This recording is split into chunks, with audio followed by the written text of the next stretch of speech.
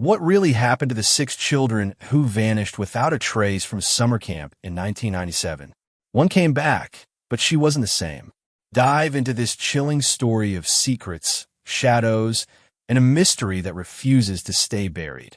Stay with me until the very last moment. You won't believe what unfolds. Don't forget to subscribe and turn on notifications so you never miss the truth behind the whispers. It was early June 1997 when the Harper family, like many others, prepared for a summer like no other. 12-year-old Ellie sat quietly in the kitchen, the pale morning light slipping through the lace curtains and casting soft patterns across the faded wooden table. Her fingers trembled slightly as she zipped up her backpack, an almost imperceptible motion, but her mother noticed. "You're going to have a wonderful time, Ellie," her mother said, smoothing a stray curl from her daughter's forehead. Her voice was calm, but laced with an unspoken anxiety, as if she sensed the fragility of the days to come. The car ride to Whispering Pines was a blur of trees and winding roads, the kind that seemed to close in, isolating the camp from the world beyond. As they neared the camp's wooden archway, the air grew cooler, tinged with the fresh scent of pine and damp earth. Ellie stared out the window, trying to steady her breathing. At the camp, the buzz of activity was immediate and chaotic. Children arrived in droves, their voices mingling with the calls of counselors and the clang of luggage carts. The camp was a sprawling expanse of rustic cabins, a lake with a mirror-like surface, and trails snaking through thick woods that promised adventure and danger in equal measure. Ellie's fellow campers who would become her closest friends that summer were quickly introduced. Jamie, tall and mischievous. Lucas, thoughtful with a sketch pad always in hand.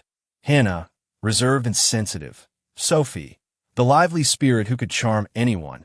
And Ben, quiet but dependable. Together, they formed a fragile bond forged in the heat of shared excitement and the undercurrent of nervousness. The camp director, Harold Benson, greeted them all with a firm handshake and a practiced smile. Though his manner was welcoming, there was a stiffness to his movements, as if the weight of the camp's history pressed on him. After lunch, the 6 children lingered near the main lodge, eyes drawn to the edge of the forest where the off-limits trail began. It was an unmarked path, rumored to lead to the old ranger's cabin, a place steeped in stories whispered among the campers. Stories of disappearances, hauntings, and secrets buried beneath the roots. Despite the counselor's warnings, the children felt an irresistible pull. Together, they slipped away from the crowd, laughter fading into the soft crunch of footsteps on pine needles. The forest welcomed them with open arms. The scent of moss and pine resin filled their noses, mingling with the earthy dampness of the shaded floor. Light filtered through the thick canopy, casting long, quivering shadows that danced with each breeze. As they ventured deeper, the world narrowed. The chatter dwindled, replaced by the sharp cadence of their breaths and the soft rustling of undergrowth. The fog began to creep in, thin at first, swirling low over the ground like a living thing. Ellie felt her heart quicken, not with excitement, but with a growing unease she couldn't quite place. Her friend tried to brush it off with jokes, but the tension was palpable.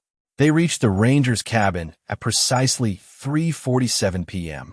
The building sagged against the forest's relentless grasp, its wooden frame scarred and weathered. The windows were dark voids, and the door hung ajar, creaking softly. Sophie stepped forward, her voice barely above a whisper. "I don't like this." Before anyone could respond, a sudden chill swept through the clearing. The fog thickened, swallowing the edges of their vision. An indistinct whisper curled through the trees, words lost to the wind but heavy with meaning.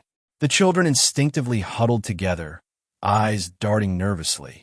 Jamie tried to laugh it off, but even his bravado faltered. Then the ground trembled beneath their feet, a low vibration that crescendoed into a deep, guttural hum. The forest around them seemed to twist and warp, the familiar path behind them dissolving into a wall of impenetrable mist. "Run!" Hannah screamed. Chaos erupted. Ellie grabbed Hannah's hand, pulling her toward what she hoped was the way back. But the trees shifted, branches snagging clothes and hair, disorienting them further. The forest seemed to breathe, alive and hungry. Sophie and Ben disappeared into the fog, their panicked cries swallowed before Ellie could reach them. Lucas stumbled, twisting his ankle, and Jamie vanished moments later, swallowed by the creeping haze. Ellie was alone now, breath ragged, heart hammering as she sprinted blindly through the oppressive mist. The forest closed in tighter, shadows pressing on every side. Hours later, the camp was frantic. When dinner came and the children failed to appear, the counselors sounded the alarm. The search was immediate but chaotic. Flashlights bobbed in the darkness. Voices called into the void, but the fog mocked them, hiding all traces. Parents arrived, their faces etched with confusion and dread. Ellie's mother collapsed into sobs, her mind fracturing under the weight of not knowing. Harold Benson spoke carefully, reassuring but strained. Days melted into weeks. Search parties combed the woods, divers scoured the lake, helicopters swept the treetops. No cruce emerged. The camp that had promised joy became a prison of grief. Families fractured under the strain. Friendships broke. The media frenzy stoked rumors, accusations. Some whispered of accidents, others of darker forces at play. Ellie was never found, except for one quiet twist that would come years later. The night swallowed Whispering Pines whole.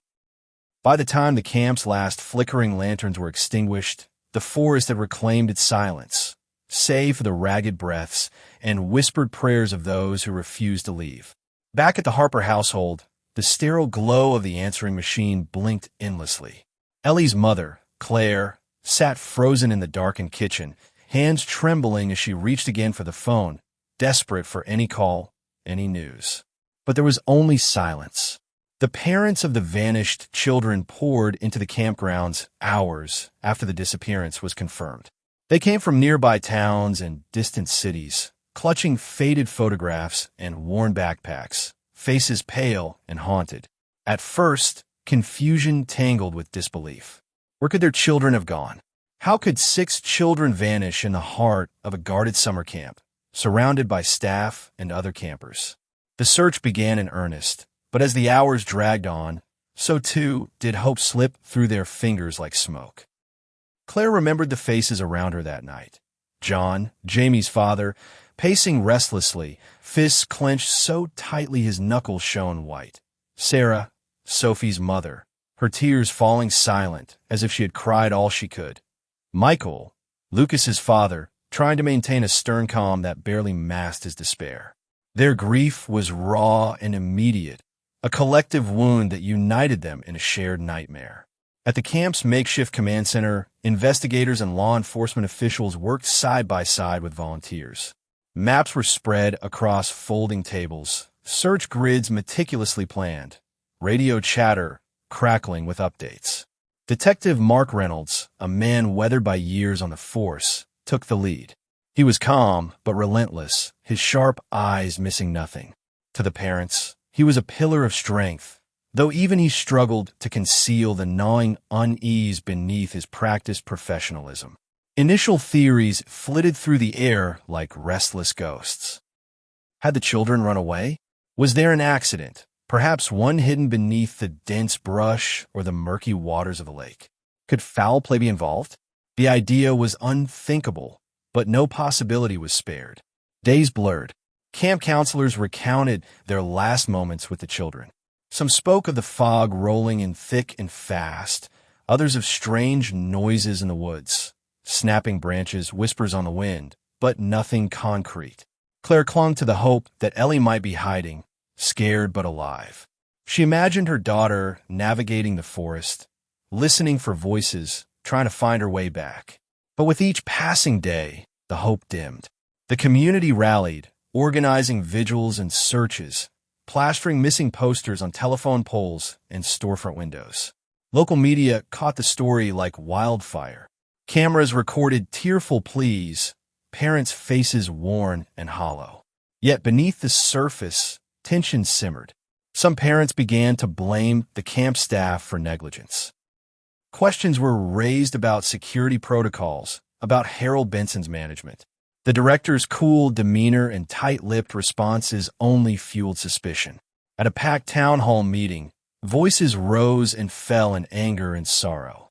Harold stood silently on the stage, eyes scanning the crowd, his face a mask of resignation. "It's a tragedy beyond words," he said finally. "We are cooperating fully with the authorities. Our priority is the safe return of the children." But the words rang hollow. Months passed. The search extended beyond the forest and in nearby towns, abandoned buildings, and even surrounding states. Psychics and volunteers joined the effort, desperation pushing the community to its limits. Inside the Harper home, Claire and her husband fought to keep their family intact. The strain was unbearable. Nights were spent clutching photographs, days lost in endless calls to the police. Their son, Matthew, barely understood why his sister was gone, and their marriage frayed under the weight of shared grief. Other families cracked in different ways. Jamie's father turned to alcohol, retreating into silence. Sophie's mother threw herself into activism, organizing campaigns and fundraisers, her hope a fragile flame. Lucas's father became obsessive, chasing every lead no matter how tenuous. Detective Reynolds refused to give up. But the deeper he dug, the more labyrinthine the case became.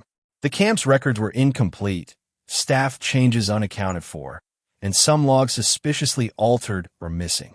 Then came the first strange report. A camper from another session claimed to have heard a child's voice calling for help near the ranger's cabin weeks after the disappearance. The staff dismissed it as a nightmare or prank, but the detectives couldn't ignore it. Search parties scoured the area again, uncovering nothing but tangled roots and broken branches. Yet the feeling of being watched lingered, a cold whisper on the back of every neck. As the anniversary of the disappearance approached, the community gathered once more, lighting candles and sharing memories, hoping to break the suffocating silence. For Claire, each day was a test of endurance. Sleep came only in fragmented shards, haunted by dreams of Ellie lost in the mist, calling out but never reaching her. The other children who had shared the camp with the missing six spoke in hushed tones of shadowy figures glimpsed in the woods, of strange symbols carved into trees, and eerie noises that no adult seemed to hear. And beneath it all, a chilling question lingered. What had the forest taken from them, and why had it spared no one but Ellie? The mystery remained locked away, a cruel puzzle with missing pieces. Yet, as years turned to decades, whispers of the vanished children transformed into legend, a dark chapter in the camp's history. No one spoke openly of what really happened in the fog, until the day Ellie returned. The morning Ellie walked back into the world was one that the town, and her family, would never forget. It was June 12, 2006, nearly 9 years to the day since the 6 children vanished into the Whispering Pines. The summer air was thick with heat, the sun beating down mercilessly on cracked pavement and thirsty trees. Most mornings in the small town began slowly, but that day, a ripple of shock and disbelief spread rapidly. Ellie Harper appeared at the edge of the forest, just beyond the camp's old ranger's cabin, her clothes tattered and stained, hair tangled and wild like the underbrush she had come from. Her eyes, wide and unblinking, held a distant, hollow quality, eyes that had seen things no child should ever see. She was alone. The man who first spotted her was a local hiker. He had stopped to rest near the cabin, drinking from his water bottle, when movement caught his eye. At first, he thought it was an animal, but as he looked closer, he saw a girl, thin, dirty, hesitant, stepping out of the trees. He called out to her gently, but Ellie said nothing. Instead, she walked forward slowly, as if unsure whether to trust the world she had returned to. By the time the police arrived, news had already spread. Helicopters buzzed overhead, reporters swarmed the camp, and families gathered with a mix of hope and terror. Claire Harper was the first to reach Ellie. She collapsed to her knees, tears streaming as she pulled her daughter into a trembling embrace. But the relief was tempered by the girl's strange stillness, the blank look that never quite left her face. Doctors and counselors rushed Ellie to the hospital. The initial examination found her physically unharmed, save for cuts and bruises that told of a harsh wilderness survival. But mentally, she was a riddle wrapped in silence. Ellie did not speak. For days, she lay in the sterile hospital room, eyes tracking nothing and no one, her mind retreating into a place beyond reach. The other families gathered, their grief now tangled with hope and confusion. Could Ellie hold the key to the mystery that had haunted them for nearly a decade? Or was she a shadow of the child they once knew, trapped in something darker? Detective Reynolds was among the first to meet with Ellie, hoping to break through the silence. He brought photographs, familiar faces, and whispered reassurances, but she only blinked slowly, unresponsive. Gradually, fragments emerged, snatches of memory whispered in dreams or murmured in moments of fleeting clarity. Ellie spoke of voices in the fog, of shadows moving between trees, of a cold presence that watched and waited. She described the forest not as a place of nature, but as a labyrinth alive with secrets and dangers. She spoke of the other children, Jamie, Sophie, Lucas, Hannah, and Ben. But her words twisted with fear and sorrow, as if recalling ghosts. To the parents, these revelations were a cruel balm. Each piece of Ellie's fractured memories was a thread to follow, but also a wound reopened. As Ellie's recovery progressed, the camp reopened under scrutiny. Parents debated whether to close it forever. Harold Benson faced renewed accusations. The camp's past once again under a dark cloud.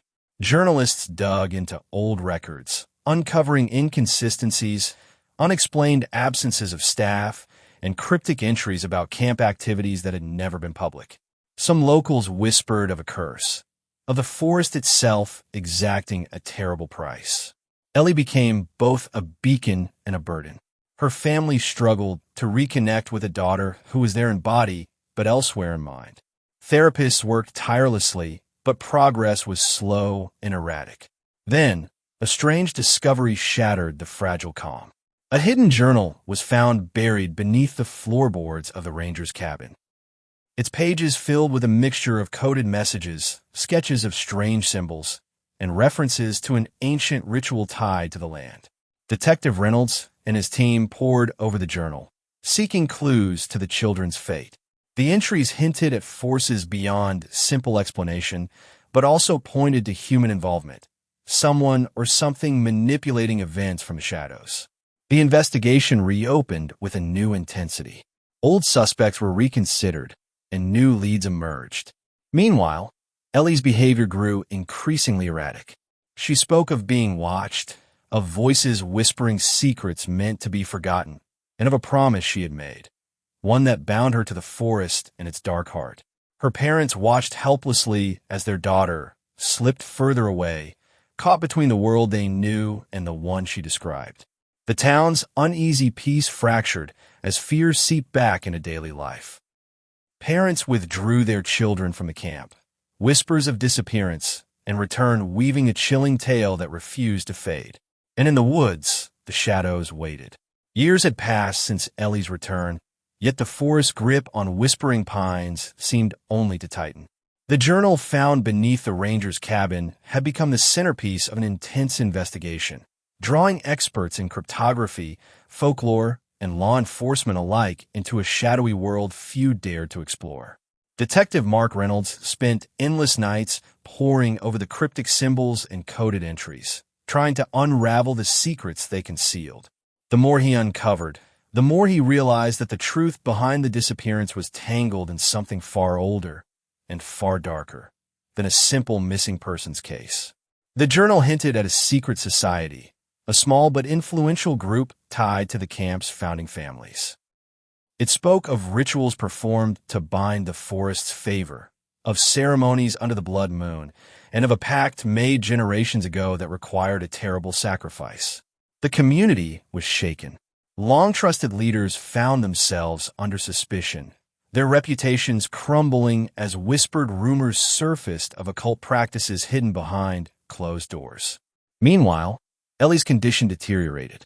She was no longer the frightened girl who had returned from the woods, but a shell haunted by shadows. Her eyes, once bright with innocent curiosity, now flickered with something inscrutable. At times, she spoke in voices not her own, reciting lines from the journal or murmuring words in a language no one understood. Her parents, Claire and David, were exhausted. Therapists recommended institutional care, but they refused, clinging desperately to the daughter they barely recognized. Jamie's parents, too, struggled with loss transformed by uncertainty. Their son had never been found, but in recent months, Jamie's father had begun receiving letters, unsigned, filled with strange symbols identical to those in the journal. The letters spoke of promises and warnings, threats and pleas. Lucas's family uncovered hidden photographs buried in the attic of their childhood home. Images of the camp's earliest days, showing hooded figures and shadowy gatherings beneath the ancient pines. The media frenzy intensified. Documentaries, news specials, and true crime podcasts turned the Whispering Pines mystery into a national obsession. Yet every new revelation seemed to deepen the darkness rather than dispel it. Harold Benson, the camp's director, vanished without a trace one night, leaving behind a cryptic note. The forest demands what was promised. Searches for Benson yielded no clues. Some whispered he had fled, others that he had been claimed by the same forces that took the children. Amidst the chaos, Ellie disappeared again, this time from her family's home. Her bedroom was found empty, a single page torn from the journal resting on her pillow. The words scrawled across it chilled those who read it. The price must be paid. Panic erupted. Police launched a manhunt. Families reunited in frantic hope and despair. The forest surrounding Whispering Pines was combed thoroughly, but Ellie was nowhere to be found. Weeks passed. Eventually, Ellie reappeared at the camp's edge, barefoot and trembling, eyes vacant once more. She carried a small wooden box, etched with the same strange symbols. Inside were 6 carved figurines, each representing one of the missing children. The box became a macabre centerpiece for investigators and experts alike. Tests revealed the wood was ancient, the carvings painstakingly detailed. Ellie would not speak about their meaning. The town was gripped by fear and suspicion. Was this a warning? A confession? Or a sign of something worse to come? Claire, broken but resolute, vowed to uncover the truth behind the box and the forest's dark secrets. Detective Reynolds, though weary, recommitted himself to the case, knowing that unraveling the mysteries of Whispering Pines would require confronting horrors both human and otherworldly. As the shadows lengthened once more over the camp, the question remained, what was the price the forest demanded, and who would pay it next? The summer of 2007 had settled heavily over Whispering Pines, wrapping the camp and surrounding town in a stifling heat that pressed on nerves like a weight. The seasons had turned since Ellie's mysterious return and subsequent disappearance, yet the air still carried the chilling echoes of that day, as if the forest itself refused to let go. Claire Harper paced the worn floors of their small home with a relentless urgency, clutching the ancient wooden box Ellie had brought back. The box that seemed to pulse with secrets no one could unlock. Her eyes, rimmed red from sleepless nights, scanned the faded carvings again and again, searching for a pattern, a clue, a whisper of hope. Each night, the box sat atop the fireplace mantel like a silent sentinel, a grotesque reminder of all they had lost and the horrors yet to come. Her husband, David, had grown distant, silent and hollow-eyed, as if the weight of grief had hollowed him out from the inside. Their marriage, once a steadfast partnership, now hung by a fragile thread, frayed by sorrow and despair. Claire's days were consumed by research, by desperate phone calls to historians, folklorists, and occult experts who might decipher the enigmatic symbols. None offered comfort. Instead, they spoke of dark pacts and blood rites, of forests as living entities that demanded offerings in exchange for protection and prosperity. One evening, as the sun dipped behind the towering pines, a knock shattered the heavy silence. It was Detective Mark Reynolds, his face etched with exhaustion but burning with resolve. "Claire," he said quietly. "We've found something. Something you need to see." Together, they drove to the old ranger's cabin, now a sealed-off crime scene marked by faded police tape and haunting memories. The ground beneath was soft and damp from recent rains, the air thick with the scent of decay. Reynolds led her inside, past the broken door and into the shadowed room where the journal had been found. He handed her a small, weathered box. "We recovered this buried near the cabin's foundation during the latest excavation. It's a collection of letters, correspondence between the camp's founders, dating back to the early 1900s. Claire's hands trembled as she unfolded the brittle pages. The letters spoke of a secret society called the Guardians of the Pines, sworn to protect the camp and the surrounding forest. They believed the woods held ancient power, a spirit they called the Watcher, which required appeasement through ritual sacrifices. The chilling words revealed that every few decades, 6 children would be taken as offerings, chosen to maintain the balance between the human world and the forest domain. Her breath caught. The 6 missing children vanished from Whispering Pines nearly a decade ago. They were not the first. Reynolds added grimly. And Ellie's return? It doesn't fit the pattern. She shouldn't have come back. Claire's mind reeled. What had Ellie endured in those lost years? Had she been spared, or something else entirely? That night, Claire lay awake, the letters burning in her thoughts. She knew that uncovering the full truth meant delving deeper into the forest secrets and risking everything. Meanwhile, whispers stirred in the town.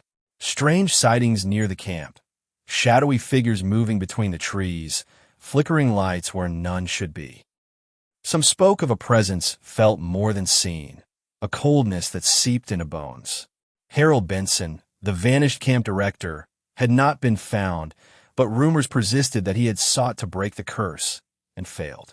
One evening, Claire received an anonymous message slipped under her door, a single sentence scrawled on a scrap of paper. "The Watcher is not done." Desperation mounting, Claire reached out to the other families, those who had lost children, those who had never stopped searching. Together, they formed a fragile alliance, bound by grief and a burning need for answers. Their investigation led them to forgotten archives in the town library, where dusty records and faded photographs hinted at the camp's dark past. They discovered a series of similar disappearances spanning more than a century, each coinciding with strange weather patterns and odd happenings in the forest. A historian named Evelyn Moore became their guide, a woman whose life's work focused on local legends and unexplained phenomena. Evelyn spoke of the land's ancient roots, how the pines themselves had been sacred to indigenous peoples long before the camp existed. She warned that the forest's power was real, its demands relentless. With her help, the group uncovered a ritual site deep within the woods, a clearing marked by stones arranged in a circle, with carvings matching those on the journal and box. The site was chillingly preserved, untouched by time. They found signs of recent activity, disturbed earth, faint footprints, remnants of offerings. Fear gnawed at their resolve. One night, while camping near the ritual circle, Claire awoke to the sound of whispering voices carried on the wind. Shadows flickered just beyond the firelight. She saw a figure, a child, translucent and pale, standing silently among the trees. Ellie's words echoed in her mind. The forest watches. The price must be paid. The group's search grew desperate. They combed the woods by day and held vigils by night, determined to protect those who remained and to uncover the terrible truth behind the forest's claim on their children. But the deeper they dug, the more they realized the forest's power extended beyond the physical, into the very fabric of their lives. Friends turned suspicious, families fractured, and a creeping paranoia settled over the town. The ancient pact, it seemed, was not simply about sacrifice. It was about control, fear, and the terrible price of secrets kept in the dark. Claire found herself standing at a crossroads. To confront the Watcher was to face a darkness beyond comprehension. Yet, for her daughter, and for the others lost, she knew there was no turning back. The forest waited patiently, its shadows long and hungry. The forest around Whispering Pines seemed to pulse with a life of its own, breathing and watching with an ancient, malevolent patience. Each rustle of leaves, each creak of bark was a reminder that the woods were not merely trees and shadows. They were a presence, a force that defied understanding. Claire Harper had become a woman changed by grief and determination. Her nights were spent awake, eyes scanning the darkness beyond her window, ears straining for any sound that might hint at the secrets the forest guarded so jealously. The ancient wooden box sat heavily on her dresser, a constant reminder of the mystery and the price yet unpaid. Alongside the other parents, each haunted and scarred, Claire had formed a fragile coalition, their shared pain binding them together. They were no longer just grieving families. They were investigators, warriors, and in some sense, guardians themselves. The secrets of Whispering Pines were unraveling, and the forest was tightening its grip. Evelyn Moore, the historian and local scholar, had become their guide into the arcane. By day, she led them through dusty archives and forgotten manuscripts. By night, she shared whispered tales of the forest's old magic, stories of guardians and watchers, pacts and blood oaths older than the camp itself. "We're dealing with something far beyond our comprehension," Evelyn warned, her eyes reflecting candlelight and concern. "The forest is a living thing. It demands balance, and it enforces its laws without mercy." The ritual site they had discovered in the woods was their next focus. Deep within the dense pine trees, the circle of stones stood silent and solemn. Here, the air was thick with the scent of earth and decay, the atmosphere heavy with an almost palpable energy. Claire and the others camped nearby, determined to observe and understand what forces might still linger. One night, as the moon rose high and the shadows deepened, a soft chanting broke the silence, a low, rhythmic murmur that seemed to come from the stones themselves. The parents gathered quietly, hearts pounding with a mixture of fear and awe. From the darkness stepped a figure, Harold Benson, the camp's vanished director. His eyes were wild, haunted by things no one dared name. He spoke of the pact, the sacrifices made, and the price still due. "The Watcher does not forget," he said, voice trembling. "We bound ourselves to the forest long ago. It gives and it takes, and now the balance is breaking." His words sent a chill through the group. Harold revealed that Ellie's return had disrupted the cycle, angering the forest and unbinding the protections that had held for decades. The forest's hunger was returning. The parents knew they had little time. Driven by Harold's warnings, they resolved to perform a counter-ritual, an attempt to break the ancient bond and free the forest's hold on their children. The preparations were arduous. They gathered rare herbs, inscribed symbols on parchment, and rehearsed chants from the journal and other sources. The forest seemed to resist their efforts, with strange phenomena increasing in frequency. Unseen eyes watching, sudden cold snaps, and animals behaving erratically. Ellie's condition worsened. She became distant and pale, her body racked by fits of trembling and her eyes darkening with something ancient and unknowable. At times, she whispered warnings in a voice not her own. One evening, she led Claire deep into the forest, to a place neither had been before, a hidden clearing surrounded by ancient trees twisted into unnatural shapes. In the center stood a massive stone altar, covered in moss and ancient carvings. Here, Ellie revealed the first sacrifices had been made, binding the Watcher to the land. Claire's heart broke as Ellie spoke of pain and fear beyond words, of years lost in a place between worlds, caught in the forest's grip. Determined to end the nightmare, Claire and the other parents gathered once more at the altar under the blood moon. Their voices rose in unison, reciting the counter-ritual, hands trembling but steady. As they chanted, the forest seemed to respond.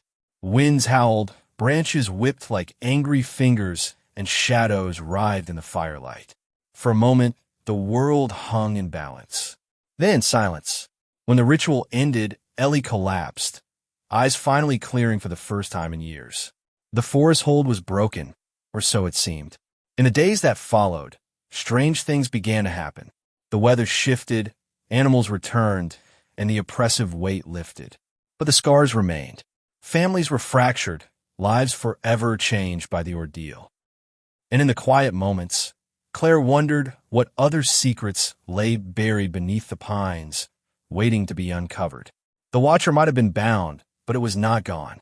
The forest still whispered. The months after the ritual passed in a fragile calm that none dared to trust. The forest around Whispering Pines seemed quieter, the oppressive weight that had hung over the town lifting like a receding tide. But the memories, the scars etched into every family's heart, remained vivid, raw, and aching. Claire Harper found herself caught between relief and an unshakable unease. Ellie, now more lucid and responsive, was physically weaker but emotionally distant. The spark that had once defined the curious child was dimmed, replaced by a cautious wariness and moments of profound silence. At home, the atmosphere was heavy with unspoken fears. David remained withdrawn, a shadow in the corners of rooms. Their son Matthew, once too young to fully understand, grew quiet and watchful, his childhood overshadowed by the lingering dread. Despite their fragile peace, the town was never the same. Parents kept their children close. The camp was shuttered indefinitely, and the legend of the Whispering Pines watcher seeped into the collective consciousness like a stain. Detective Mark Reynolds stayed involved, his commitment unbroken even as the case shifted from active investigation to guarded watchfulness. The journal, the wooden box, the ritual site, each was carefully preserved as evidence and reminders of a dark history few wanted to confront. But beneath the surface, a new unease was growing. One evening, Claire received a call that shattered the tentative calm. "Mrs. Harper? It's Detective Reynolds. We found something unusual near the old campgrounds." Her heart seized. "What is it?" "We're still investigating, but it might be important. Please come to the station." Driving through the winding roads that led to Whispering Pines, Claire felt the old familiar knot tighten in her stomach. The darkness of the forest pressed close, the trees seeming to lean inward as if whispering secrets she no longer wanted to hear. At the station, Reynolds greeted her with a grim expression. "We discovered a hidden cellar beneath what used to be the camp's main lodge," he said. "It's been sealed for decades. Inside, we found signs of recent activity." Claire's breath caught. "What kind of activity?" "Burn marks, strange symbols etched into the walls, symbols matching those from the journal and the box Ellie brought back. And something else, artifacts, old toys, children's clothing, and a journal." He handed her the worn notebook, its leather cover cracked with age. "Preliminary analysis suggests it's a diary belonging to one of the camp's founders, someone deeply involved in the Guardians of the Pines." Claire flipped through the pages. The handwriting was meticulous, but the words grew darker as she read. There were entries describing ceremonies, sacrifices, and a growing fear that the watcher was becoming restless. One passage chilled her. "The pact must be renewed. The forest demands its due. The price will be paid again, whether we choose or not." Asterisk. She looked up, eyes wide. "Is someone planning to?" Reynolds nodded grimly. "We believe so, and we fear it may already have begun." The following weeks brought a surge of unease to Whispering Pines. Reports of strange lights in the forest, eerie sounds at night, and people seen moving silently among the trees haunted the town. Claire and the other parents found themselves drawn back together, forming a council to protect their families and uncover the truth. Among them was Evelyn Moore, whose expertise in local history and folklore had been invaluable. She warned them that the Watcher's influence could never truly be banished, that it was a living force tied to the land and its history. "It feeds on fear and secrecy," she said. "To fight it, we must confront the past fully and accept the darkness within our own hearts." One night, Claire awoke to a whispering voice, soft and distant, calling her name. She followed the sound into the living room, where the wooden box sat on the mantelpiece, its carvings glowing faintly in the moonlight. The box slowly creaked open on its own, revealing a folded piece of parchment. Hands shaking, Claire unfolded the paper.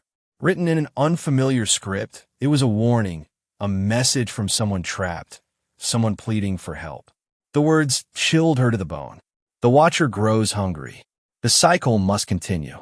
Do not trust the forest's embrace. Asterisk.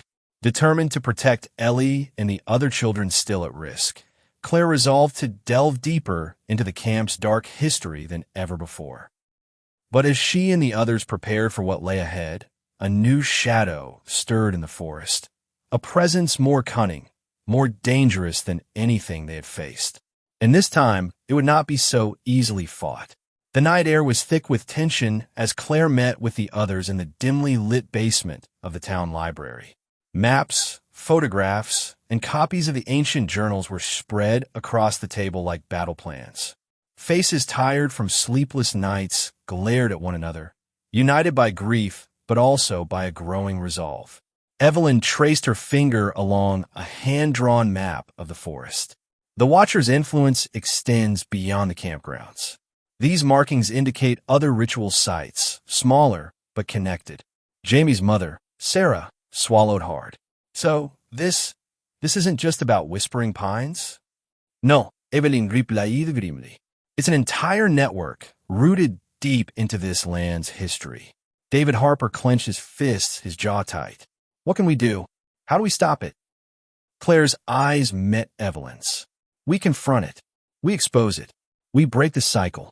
Days passed, and the group organized patrols around the town's perimeter and the known ritual sites. Strange noises became more frequent. Distant chanting, whispers that seemed to call out names, shadows darting at the edge of vision. Ellie remained mostly silent, but at night, she would awaken screaming, clutching the wooden box, her eyes wild with terror. One evening, as a thunderstorm rolled in, Claire awoke to a pounding at the door. She opened it to find Detective Reynolds, soaked and breathless. They found another clearing, he said urgently, with fresh signs of ritual activity. In a body, the group hurried to the site the next morning. The clearing was a grotesque tableau, symbols etched into the ground, charred remnants of a fire, and the lifeless form of a local teenager, a girl who had disappeared weeks earlier. The discovery shattered the fragile calm. Fear gripped the town as the possibility of a serial predator, human or otherwise, loomed large. Claire knelt by the body, her hands trembling. This has to stop. The investigation intensified. Clues led to shadowy figures rumored to have ties to the original guardians. Suspicion fell on those who had inherited the camp's leadership roles, many of whom had vanished or refused to speak. At home, Ellie's behavior grew stranger. She spoke cryptically of a veil between worlds and a choice she must make. During a particularly harrowing night, she confided in Claire. The forest offered me freedom, but only if I return. I don't want to go back. Claire's heart shattered. You don't have to. We're here. We'll protect you. But Ellie's eyes were distant, haunted. As tensions boiled over, the council decided to confront the Watcher directly. Guided by Evelyn's knowledge, they prepared a final ritual, one meant to sever the forest's hold forever. The night was moonless, the forest alive with a palpable, restless energy. Flames from their fire cast flickering shadows, the chanting voices intertwining with the howl of the wind. Suddenly, a figure emerged, a tall, cloaked silhouette whose presence chilled the air.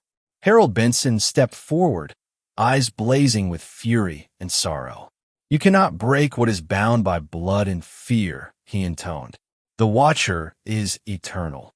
A fierce struggle ensued, both physical and spiritual, as the group fought to complete the ritual. Ellie, standing at the center of the clearing, raised the wooden box high. With a final, shattering cry, the forest seemed to convulse, branches snapping, leaves swirling into a violent tempest. Then silence. The Watcher's hold was broken, for now. As dawn crept through the trees, the survivors looked around, shaken but victorious. Claire embraced Ellie, tears streaming. But as they turned to leave, a single shadow lingered. Watching, waiting. The story was far from over. The sun was barely rising, its pale light filtering through the dense canopy, when Claire finally let herself breathe. The weight of months, no years, of fear and grief pressed down on her chest like an unyielding stone, and only now, in the fragile quiet of dawn, did it begin to lift, if only slightly.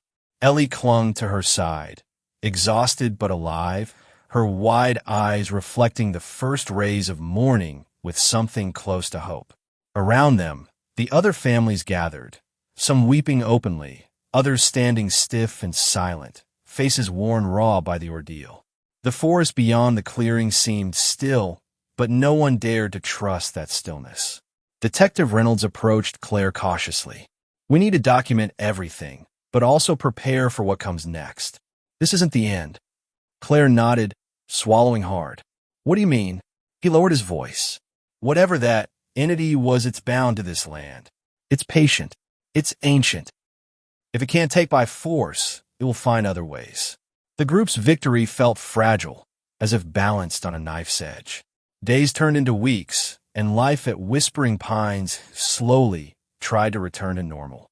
The camp remained closed, the dark chapters of its history hanging like a shadow over the town. Ellie began to heal, though traces of her time lost in the forest lingered in quiet moments. Sometimes she'd stare off into space, whispering names or phrases no one understood.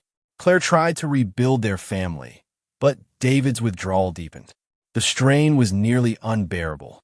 Arguments broke out, laced with pain and blame, until one night David left without a word, disappearing into the very woods they had fought so hard to tame. Claire was left alone with Ellie and Matthew, grappling with the void David's absence left. Meanwhile, strange occurrences continued. Campers from other towns spoke of eerie feelings when passing near Whispering Pines. The sensation of unseen eyes, sudden chills, and whispered voices that vanished when searched for. Local newspapers ran stories hinting that the Watcher might not be vanquished, only dormant. Evelyn Moore warned Claire, "The forest story is written in cycles. We may have won a battle, but the war is ongoing." Claire refused to give up. With renewed determination, she began documenting every detail.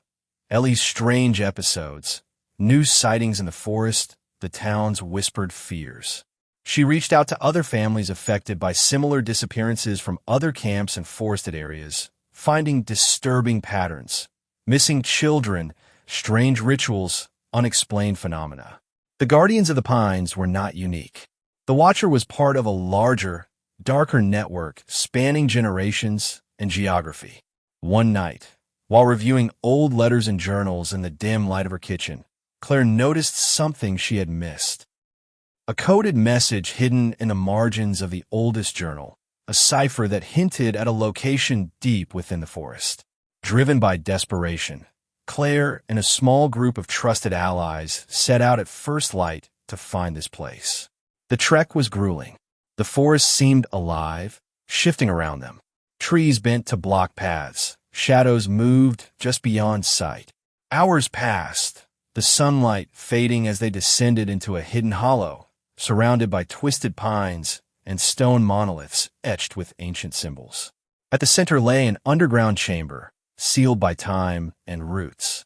Inside, they found artifacts, remnants of rituals, names carved into stone, and chillingly, the faintest traces of recent presence. Suddenly, a low hum filled the chamber, vibrating through the air like a heartbeat. Claire's breath caught. The Watcher was near. Their flashlights flickered.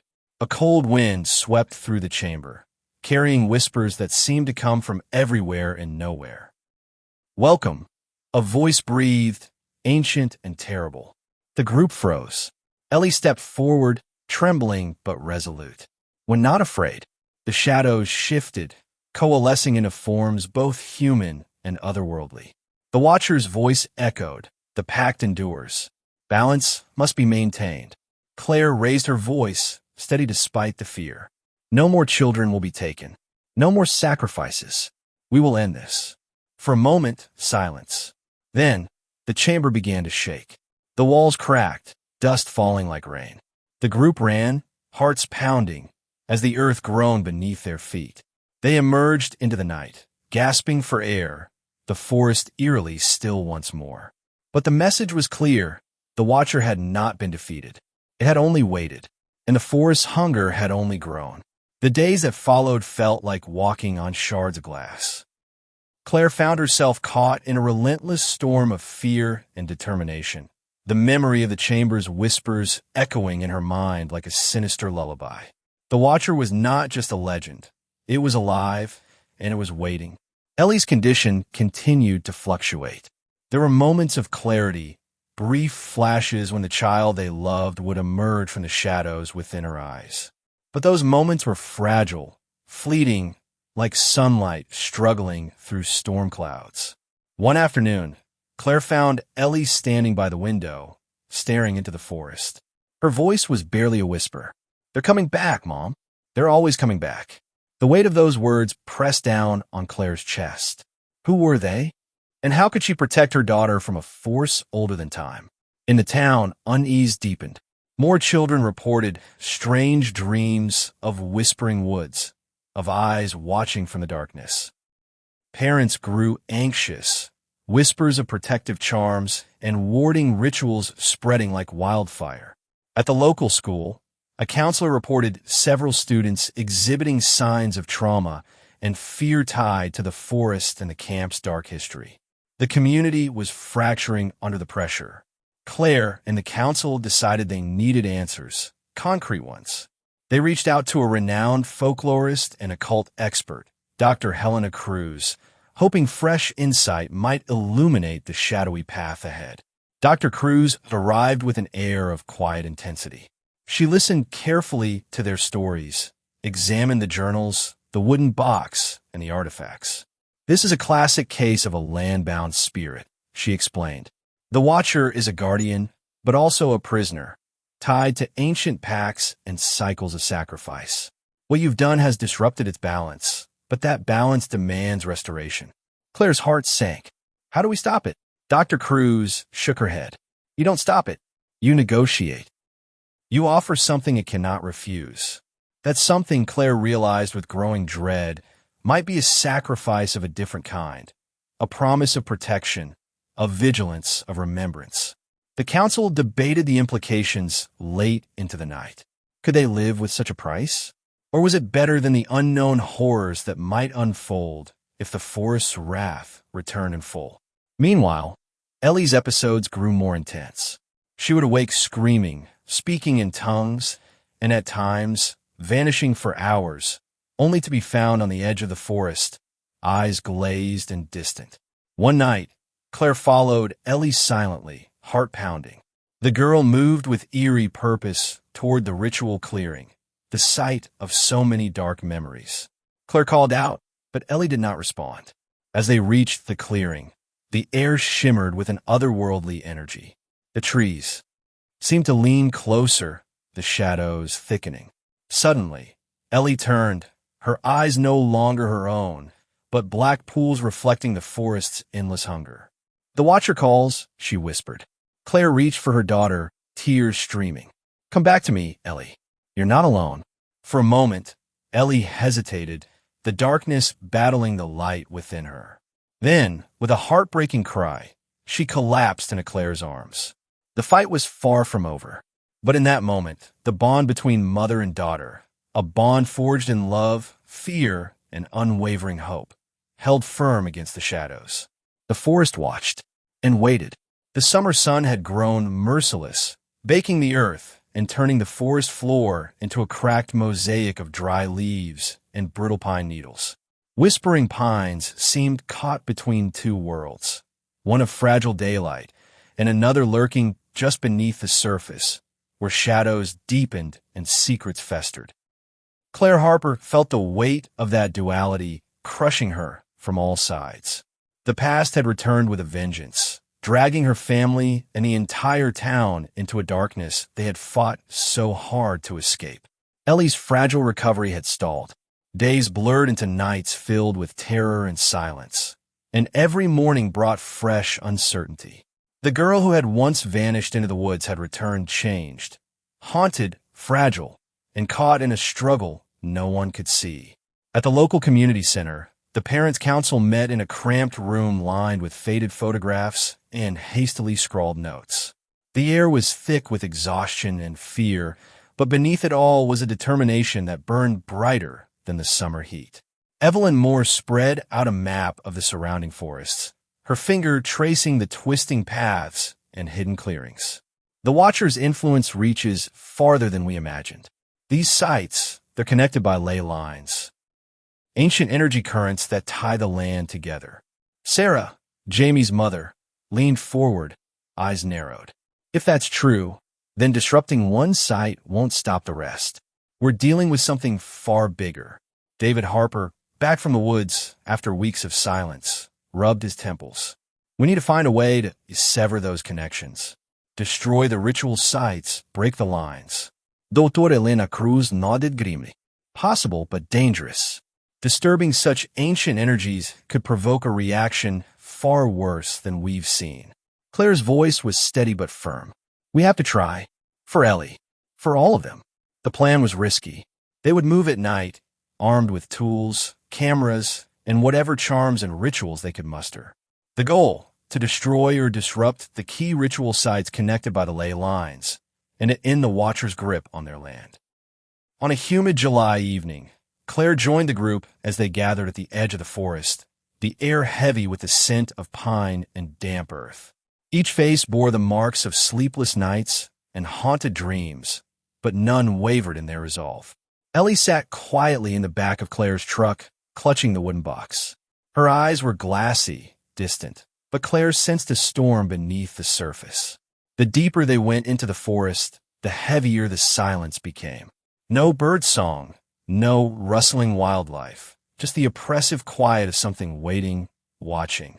At the first sight, a circle of ancient stones arranged in a pattern older than any remembered. The group set to work. They smashed stones, scattered ash from protective herbs, and inscribed counter symbols on the trees around them.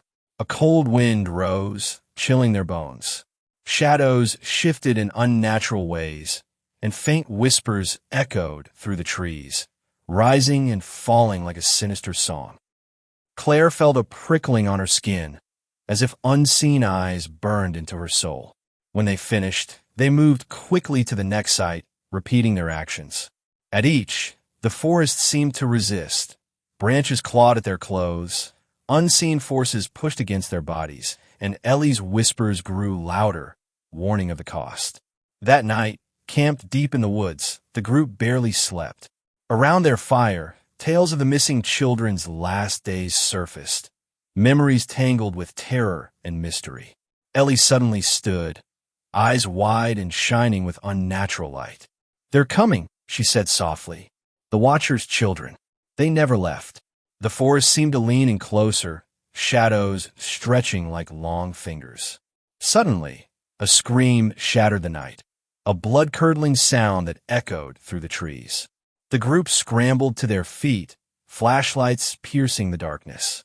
One of the members, a father named Michael, was missing. Panic surged as they searched, voices calling into the void. Minutes later, Michael reappeared, pale and trembling. "Something followed me. I heard voices, saw eyes.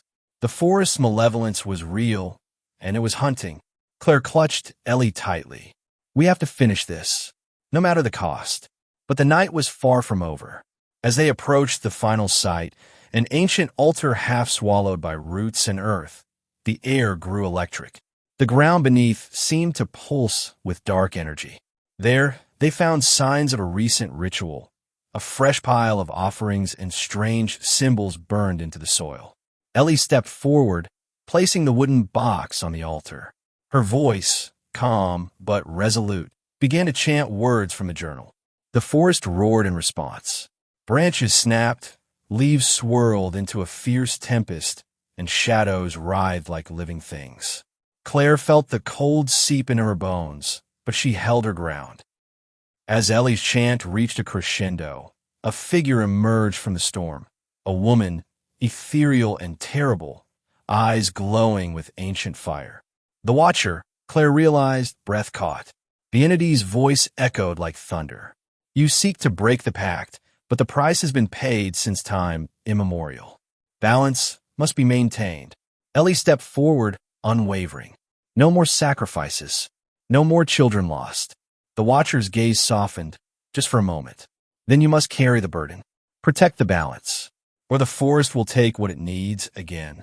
With that, the storm abated, the forest quieted, and the presence faded into the trees. The group stood shaken, knowing the battle was won. But the war for their children's souls was far from over. The silence after the Watcher's departure was suffocating. The forest seemed to hold its breath, as if reluctant to let the survivors leave. Claire could feel the eyes of the woods lingering on them, a heavy presence weighing on every heartbeat. Ellie lowered her voice, now almost a whisper, repeating the final words of the entity. Asterisk, protect the balance. Asterisk, but what did that mean? To protect a force that had brought so much pain, fear, and loss. How could she, a frightened child, bear such a burden? The group gathered their belongings, exhaustion etched deeply on every face. They knew the fight wasn't over. The Watcher's warning echoed ominously. To keep the balance was a lifelong commitment, one that might demand sacrifices of a different kind. As they made their way back to town, the forest seemed less threatening, but the shadows inside each of them had grown darker. Back in Whispering Pines, the community was divided. Some felt relief, others suspicion. The town's history had been exposed like an open wound, raw and vulnerable. Claire found herself isolated. Friends avoided her. Neighbors whispered behind closed doors. Some blamed her for stirring the past. Others feared what might come next. Ellie retreated into silence, spending hours staring at the box, tracing the carvings with trembling fingers. Claire tried to reach her, but the girl seemed locked behind an invisible wall. One night, as Claire sat beside Ellie's bed, the girl spoke softly. They're coming for me, the Watcher's children. I can hear them calling. Claire's heart broke anew. We'll protect you. I promise. Days later, strange occurrences began again. Pets disappearing, eerie lights flickering in the woods, voices carried on the wind. Claire's worst fears deepened. The Watcher's children, lost souls bound to the forest, were reaching out, pulling Ellie back into the shadows. Determined to break the cycle, Claire sought out Dr. Cruz again. The expert's eyes were grave.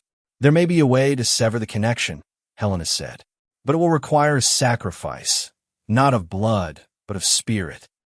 A renunciation of the pact, a refusal to honor the old ways. Claire's voice was steady. I'll do whatever it takes. Together, they prepared a new ritual, one of unbinding and release. The night was stormy, lightning fracturing the sky as Claire, Ellie, and the council gathered once more in the forest's heart. As Claire spoke the words of release, the forest trembled and a chilling wind tore through the trees. Ellie's eyes fluttered, dark shadows swirling inside them. The battle for her soul reached its peak. Claire held Ellie's hand, whispering promises of love and freedom. With a final, agonized scream, Ellie collapsed, the shadows dissipating. Dawn broke, soft and golden. The forest seemed to breathe a sigh of release. Whispering Pines was quiet. But deep beneath the earth, in a hidden chamber, the carved figurines in the wooden box stirred, small hands reaching toward the darkness, whispering secrets in a language older than the trees. The days after the ritual passed in a fragile haze. Ellie remained weak but free, her eyes clearing as though emerging from a long, suffocating dream. Claire watched her daughter with a cautious hope, each small smile a victory won in the war for Ellie's soul. Yet the scars ran deep. Ellie's nights were haunted by nightmares, fragments of a forest not quite of this world, where shadowed figures whispered and beckoned. Each dawn brought tears and trembling hands, but also strength. Claire promised herself she would never let Ellie walk that dark path alone again.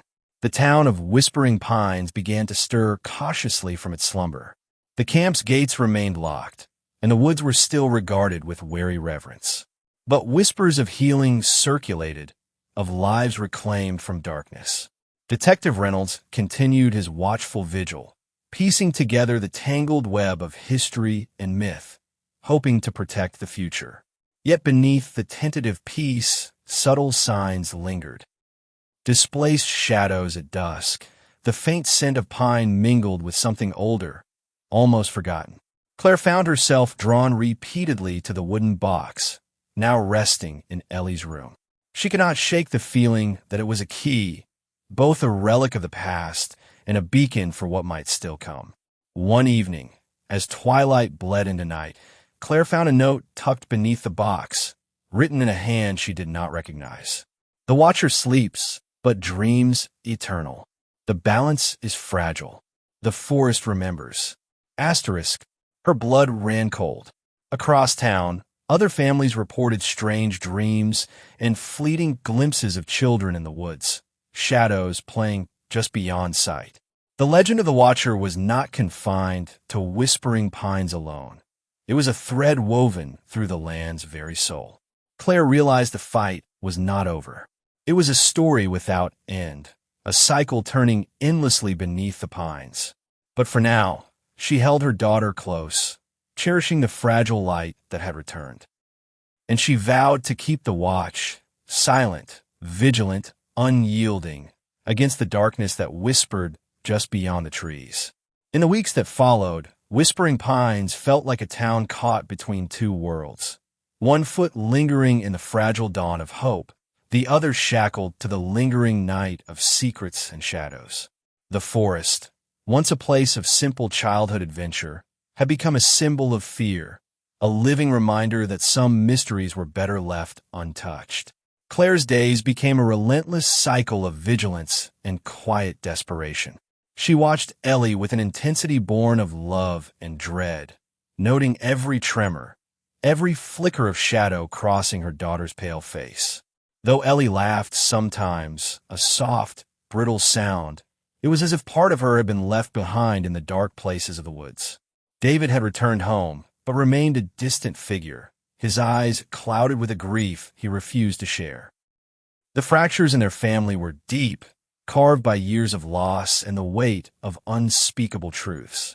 One afternoon, Claire found herself alone in the town library, poring over the ancient texts Evelyn had brought from the university archives.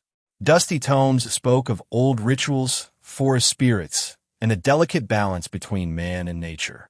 There were warnings and riddles, half-forgotten lore that seemed to pulse with a strange life. Her fingers traced a passage written in faded ink. To hold the balance is to carry the burden. To sever the bond invites chaos and hunger. The watcher watches still, waiting for the vow to be renewed. Asterisk. A sudden chill ran down Claire's spine. Outside, the wind picked up, whispering through the cracked windows like voices from a distant past. She closed the book, the echo of those words ringing in her ears. That evening, Ellie confided in her mother once more, her voice barely audible. "Mom, I saw them again, the children in the woods. They don't speak, but they watch. They wait." Claire hugged her tightly, fighting back tears. "We'll protect you, Ellie, no matter what." But the forest was restless. The following night, strange footprints appeared around the house, small, almost childlike, but vanishing at the edges like shadows themselves. Windows fogged inexplicably. Soft tapping sounds echoed through the walls. Claire's sleep fractured into nightmares where she wandered endlessly beneath twisted trees, pursued by unseen eyes. At the community center, the council met again, voices heavy with exhaustion. "We need help," Sarah said. "Professional help. Not just from experts in folklore, but from those who understand the mind, the heart." They reached out to Dr. Ana Morales, a psychologist specializing in trauma and phenomena beyond the ordinary. Her presence brought a new dimension, one that acknowledged not just the supernatural, but the very real human toll the Watcher's legacy had exacted. Dr. Morales worked with Ellie and the families, helping them navigate the tangled web of memory, fear, and hope. Slowly, new bonds formed, built on shared pain and the fragile thread of healing. but Claire knew the shadow remained. One morning, as she walked through the woods with Ellie and Matthew, a sudden silence fell. The birds stopped singing, the breeze ceased. From the trees emerged a figure, small, delicate, and impossibly old. A child, but not like any child Claire had ever seen. Eyes deep pools of endless night, skin pale as moonlight. The Watcher's child. It spoke, voice like the rustling leaves. The pact remains. The balance shifts. The story continues. Claire's breath caught. This was no longer a tale of vanished children or ancient pacts. It was a living nightmare, unfolding anew. And in that moment, she understood. To protect her family, to save her daughter, she would have to face the forest's heart once more. The air grew cold as the figure stepped closer, its presence bending the very light around it. Claire's heart hammered fiercely, a primal fear clawing at her throat. Yet beneath that fear was a fierce resolve. This was the moment the past and present collided. The forest's ancient while meeting the stubborn spirit of a mother who refused to lose her child again. Ellie clung tightly to Claire's hand, eyes wide but unwavering. Matthew, usually full of energy and laughter, stood silently beside them, sensing the weight of the moment. The child's gaze seemed to pierce through time and space, older than the earth itself, carrying the sorrow of countless vanished souls. The pact remains, it repeated softly. Balance shifts. The story continues. Claire swallowed hard, voice trembling but steady. What do you want from us? From Ellie. The child's lips curled into a faint, enigmatic smile. Not what you fear. Protection. Remembering. Vigilance. The balance is fragile. Fragile? Claire echoed, voice cracking. We have lost so much already. How many more must suffer? The figure's eyes flickered with a sorrowful light. Only those who forget. Only those who break the vow. Claire felt tears spill down her cheeks, the ache of loss mingling with fierce hope. Then we vow. We will remember. We will protect. No more children lost. The child reached out a slender hand, touching Ellie's forehead gently. A warmth spread through Ellie's body, a lightening of the shadows that had haunted her. Then you carry the burden, the figure whispered. The Watcher watches, but so do you. With that, it faded into the mist, dissolving into the ancient forest from which it came. Claire stood breathless, the silence around them profound, broken only by the rustling leaves. The forest had spoken, and a new chapter had begun. Returning to town, the families gathered in a solemn ceremony, an unspoken promise forged in the fires of pain and hope. They placed stones at the edge of the forest, inscribed with names, memories, and symbols of protection. A ritual not of sacrifice, but of remembrance and guardianship. Ellie, fragile but resilient, stood among them, no longer just a victim of the Watcher's hunger, but a beacon of light in the darkness. Claire knew the road ahead would be long and uncertain. The Watcher's story was not one of endings, but of cycles, of loss and love, darkness and light. The forest still whispered, but now, so did the voices of those who would stand against it. And in the heart of whispering pines, amidst shadows and sunlight, a mother's vow burned bright and unyielding. The seasons turned with a slow, inexorable rhythm, as if the very pulse of whispering pines was intertwined with the relentless march of time. Summer's oppressive heat faded into the crisp chill of autumn, and the forest, once vibrant with life, began to shed its leaves in a cascade of gold and rust. The woods whispered their secrets beneath the wind's mournful song, and the townsfolk listened, some with hope, others with lingering dread. Claire Harper moved through this changing world with a quiet determination that belied the turmoil roiling beneath her calm exterior. The promise made at the forest's edge, to remember, to protect, was no simple oath. It was a mantle heavy with sacrifice, woven with threads of fear and fierce love. Ellie had changed, too. The shadows that once clung to her spirit loosened their grip, replaced by a cautious light that flickered and grew with each passing day. Yet, there were moments when Claire caught a distant look in her daughter's eyes, glimpses of a realm just beyond human understanding, were the Watcher's children. Still lingered, waiting. David had returned fully to the fold, slowly mending the fragile bonds of their family. His silence had given way to quiet strength, and together, they forged a new existence amidst the echoes of the past. The town's atmosphere shifted as well. The camp remained closed, a scar on the landscape and memory. The council of families who had banded together became a source of support and vigilance, their bonds forged in shared trauma and hope. Yet beneath this fragile peace, unease stirred. One crisp October evening, as twilight deepened into night, Claire received a message that shattered the stillness. A letter, unsigned, slipped under her door. The paper was old, the ink faded but deliberate. The balance is shifting again. The Watcher stirs. Beware the coming dark. Asterisk.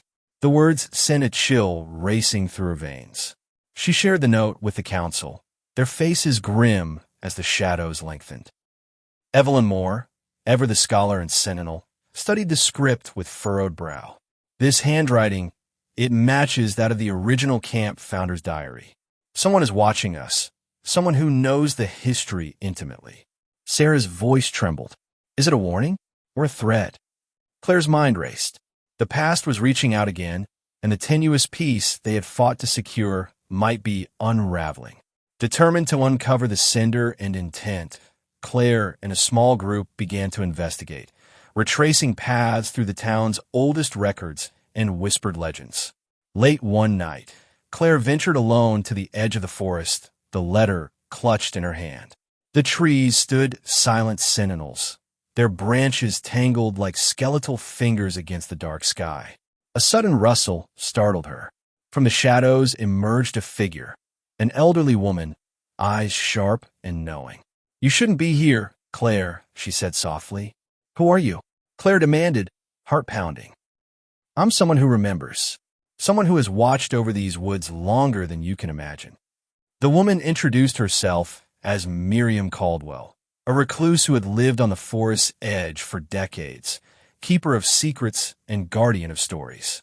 She warned of a growing darkness, a resurgence of the old powers seeking to reclaim their dominion.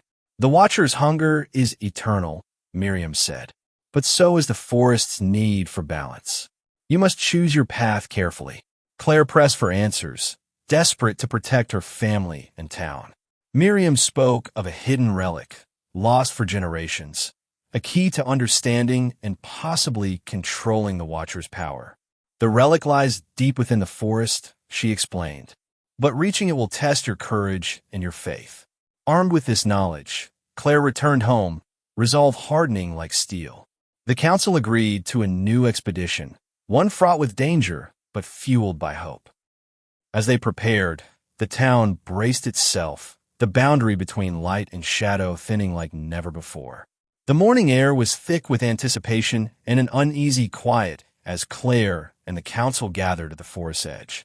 Their faces were a mixture of determination, fatigue, and the faint glimmer of hope that had eluded them for so long. Ellie stood close to her mother, clutching the wooden box, the symbol of their bond to the Watcher and the balance they had sworn to protect. Her gaze was steady, but the flicker of fear in her eyes betrayed the heavy burden she carried. David adjusted the pack on his back, his jaw tight but resolute. "We've come this far," he said quietly. "Whatever's out there, we face it together." The path into the forest was familiar, yet foreboding, the trees towering like ancient guardians, their limbs creaking softly in the cool breeze. The undergrowth was thick, and the air smelled of damp earth and decay. Evelyn led the way, her knowledge of the land invaluable. The relic is said to be hidden in a place called the Heart of the Pines, deep within the oldest section of the forest. It's a place where the veil between worlds is thinnest. Hours passed as they trudged deeper into the woods. Shadows lengthened, and an oppressive silence enveloped them. The forest seemed to watch with unseen eyes, breath held in anticipation. Suddenly, Ellie stopped, her hand shooting out to grip Claire's arm. "We're close. I can feel it." The group pressed on, arriving at a clearing bathed in an eerie, unnatural light. At its center stood a stone altar, covered in moss and ancient runes glowing faintly. Evelyn knelt, brushing away leaves to reveal an inscription. "This is it, the heart." Claire approached cautiously, the wooden box warm in her hands. A sense of reverence and dread filled the air. As they circled the altar, the ground trembled slightly, and a low hum filled the clearing, a sound that seemed to vibrate in their bones. Suddenly, the earth before the altar split open, revealing a narrow passage descending into darkness. The group exchanged tense glances. "We have to go down," Claire said firmly. Torches lit, they descended into the subterranean chamber. The air was cold and thick, heavy with the scent of ancient stone and secrets long buried. The walls were etched with depictions of the Watcher's story. Children lost, pacts made, sacrifices given and refused. At the chamber's heart lay a pedestal, cradling an object wrapped in faded cloth. Claire stepped forward, her hands trembling as she unwrapped the relic. A carved wooden talisman shaped like a twisted tree, its branches intertwined with tiny figures. The moment she touched it, a surge of energy pulsed through her, visions flooding her mind, of the forest's creation, of the Watcher's origin, and of the eternal struggle between light and dark. She saw children laughing and running beneath the pines, then shadows creeping, swallowing them one by one. A voice whispered in her ear, ancient and weary, "Balance is not peace. It is a dance of give and take. To protect the light, one must embrace the darkness." Claire staggered back, breathless. David caught her arm. "Are you okay?" She nodded slowly, determination solidifying. "This talisman, it's the key, not to control the Watcher, but to maintain the balance. To give and take as needed." Ellie's voice broke the silence. "So, the pact isn't broken. It's transformed." Evelyn studied the talisman intently. "This changes everything. We aren't just fighting the past. We're custodians of the future." As they prepared to ascend, a distant howl echoed through the forest, a chilling reminder that their struggle was far from over. The Watcher had awakened. The climb back to the surface felt heavier than the descent. The weight of the talisman in Claire's hand seemed to pulse with its own heartbeat, as if alive and aware of the burden it bestowed. Around them, the forest whispered warnings, its ancient trees swaying with unnatural rhythm. As daylight began to filter through the canopy, Claire caught sight of a figure watching from the shadows, faint, almost spectral. It was Ellie's gaze that sharpened first. "Mom," she whispered, voice trembling, "they're here. The Watcher's children." Shadows stretched and twisted between the trunks, their forms flickering like broken reflections. The group tightened their circle, flashlights cutting through the gloom, hearts pounding in unison. David stepped forward, voice steady but fierce. "We're not afraid. Leave this place." But the forest answered only with silence, and a slow, mounting pressure that pressed into their chests like drowning. Suddenly, a scream shattered the tension. Michael, one of the council members, collapsed, eyes rolling back as if seized by an unseen force. Claire rushed to him, shaking him gently. "Michael, stay with us." He gasped, struggling to speak. "The balance it demands." Before he could finish, the shadows surged forward, enveloping the clearing in darkness. Panic erupted. Ellie screamed, clutching the talisman tightly. Claire felt a searing pain in her palm. The talisman burned like fire, its energy surging through her veins. A voice echoed inside her mind. Give to receive. The dance continues. She realized then that the pact was not a curse to be broken, but a cycle to be embraced, a perilous harmony between sacrifice and survival. With trembling resolve, Claire raised the talisman and spoke aloud. "We accept the balance. We honor the pact." The shadows hesitated, then receded slowly, retreating into the depths of the forest. Michael's breathing steadied, and he opened his eyes, dazed but alive. The clearing fell silent once more. As the group gathered their strength, Claire understood the true nature of their fight. The Watcher was not an enemy to be destroyed, but a force to be understood and respected, a guardian of the fragile line between worlds. They were now its custodians, charged with a responsibility that spanned generations. The talisman was their key, not to power, but to stewardship. Ellie, eyes shining with newfound clarity, whispered, "We carry the story forward." And in the heart of whispering pines, beneath the ancient pines and watchful stars, a new chapter began, one written in courage, sacrifice, and the unyielding bond of family. The forest seemed to breathe a slow, cautious sigh as Claire and the group emerged from the shadowed depths. The talisman, now cool and inert in her palm, felt less like a burden and more like a fragile promise. Tethered between their world and the ancient forces lingering beyond understanding. The town welcomed them with a quiet unease. Whispering Pines had been forever changed, its people scarred by loss and haunted by the ever-present shadow of the Watcher. But now, beneath the collective fear, a fragile hope began to take root. Days blurred into weeks as the families adjusted to their new reality. The camp remained closed, a silent monument to the past's dark secrets. Ellie grew stronger, the flickers of darkness within her retreating into memory, replaced by a fierce light that shone brighter with every dawn. Claire found herself drawn into the heart of the community, a reluctant leader whose strength was born from love and loss. The council met often, strategizing how to protect their children, their homes, and the delicate balance that held the darkness at bay. David, once a shadow himself, found purpose in vigilance and care. His eyes no longer clouded. He was a partner in both battle and healing. Yet beneath the surface of this newfound peace, a restless current ran deep.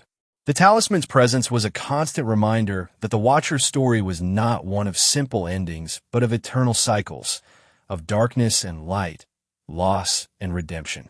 One evening, as the sun dipped beneath the horizon, Claire sat beside Ellie's bed, watching her daughter drift into sleep. The room was quiet except for the soft rhythm of breath and the faint rustle of the wooden box resting on the nightstand. A sudden chill swept through the room, and the shadows seemed to lengthen, coalescing into shapes just beyond sight. Claire's heart tightened as a whisper brushed her ear, a voice ancient and sorrowful, carrying a single word, remember. She reached for the box, her fingers tracing the carvings as memories surged, of vanished children, whispered pacts, and a fragile promise they had sworn to uphold.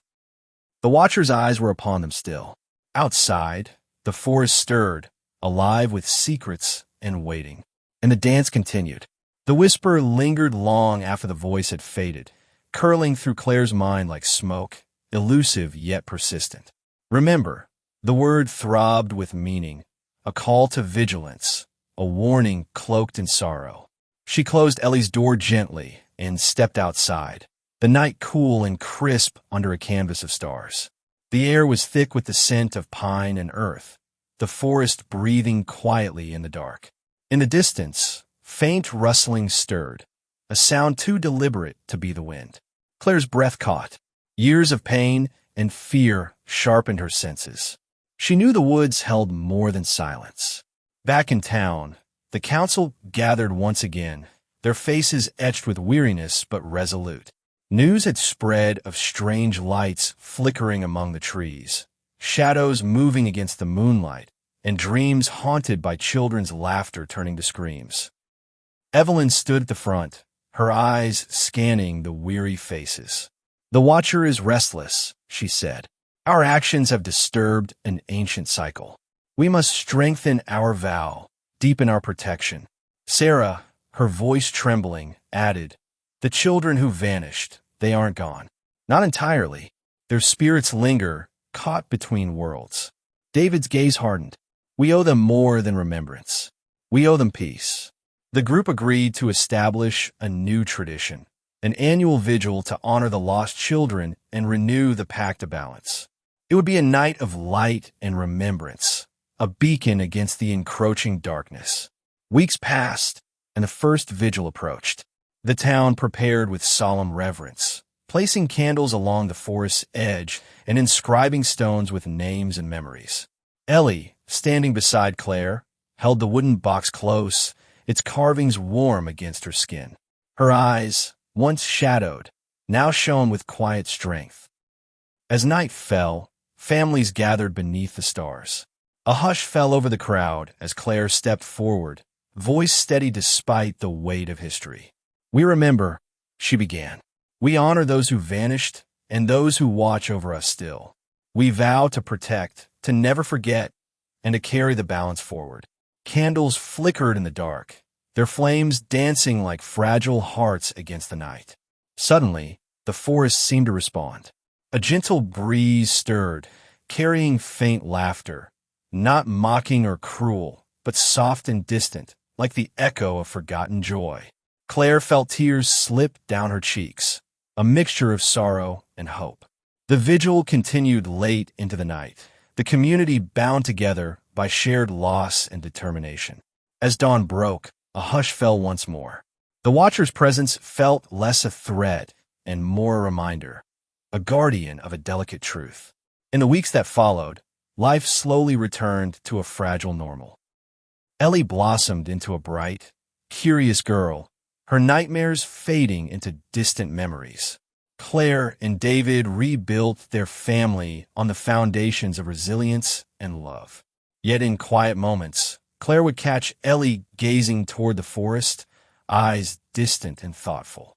One evening, Ellie spoke softly, "Mom, I think they're watching. Not to harm, but to protect." Claire smiled through tears. "And we'll protect them too."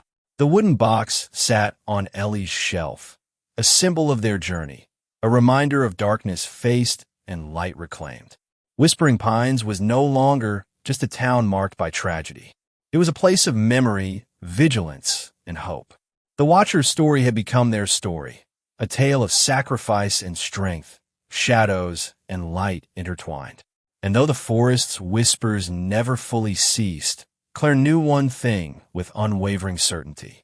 They would face whatever came next together. The years passed like shadows slipping through the trees. Silent, elusive, but always present. Whispering Pines had changed in ways both visible and invisible. The summer camp remained closed, its gates rusted shut, a grim monument to a nightmare that had scarred the town's soul. Yet the town had learned to live alongside its history, carrying its memories like a quiet wound that never fully healed. Claire Harper stood at the edge of the forest one crisp autumn morning, the air sharp with the scent of fallen leaves and pine resin. The wooden talisman hung heavy around her neck, a constant reminder of the balance they had pledged to keep. Beside her, Ellie, now a young woman with eyes that held both the light of hope and the shadows of the past, watched the forest with a calm that belied the storm they had weathered. David stood a little apart, his gaze fixed on the horizon where the forest met the sky. Years of struggle had etched lines into his face, but his presence was steady, a pillar of strength. The town had changed, too. The families who had once been fractured by grief were now bound by shared resolve and vigilance. The annual vigil had become a sacred tradition, a night when the community came together to honor the missing and renew their vow to protect the delicate balance. But beneath this fragile peace, whispers stirred once more. The forest lay before them, vast and silent, its ancient trees swaying with secrets they refused to share. Claire felt the weight of decades pressing down, the vanished children, the shattered families, the haunting presence of the Watcher that had defined their lives. But she also felt the quiet strength that had grown from that darkness, a bond forged through loss, love, and unyielding hope. Ellie stepped forward, her voice clear and steady. "We have carried this burden together all these years, but the past is not just a shadow to hide from. It's a story we must tell." The community center had gathered that evening for the most important vigil yet. Stories were shared, not just of fear, but of resilience, memories of the children lost, and the courage of those who refused to give up. Claire spoke last, her words ringing out into the still night. We remember to honor, to heal, and to protect. The balance is fragile, but so is hope. Together, we are its guardians. As the candles flickered and the forest whispered its approval, a sudden breeze stirred the air. From the shadows emerged a figure, older but unmistakably Miriam Caldwell, the recluse who had once warned them of the Watcher's eternal hunger. She smiled softly. The pact endures because you chose not to break it, but to bear it. The balance lives because of your courage. Claire stepped forward, heart pounding. Is it truly over? Miriam's eyes gleamed. For now, but the Watcher watches still. And so must you. Years later, Ellie returned to the woods, now a young woman carrying the legacy of her childhood. The wooden talisman hung around her neck, a symbol of a promise made long ago. She walked the forest paths with reverence, sensing the unseen eyes that once haunted her now watching over her. The children who vanished were not lost. They were part of something greater, their spirits intertwined with the ancient forest. As twilight deepened, Ellie paused at the edge of a clearing. The wind whispered through the pines, carrying a soft melody, faint laughter, gentle and pure. She smiled, tears shining in her eyes. The Watcher's story was theirs now, a tale of darkness and light, fear and hope, loss and love. And as the stars emerged overhead, Ellie whispered into the night, "We remember. We protect. We carry the balance." The forest answered with a quiet rustle, a breath of life, and the promise of stories yet to be told.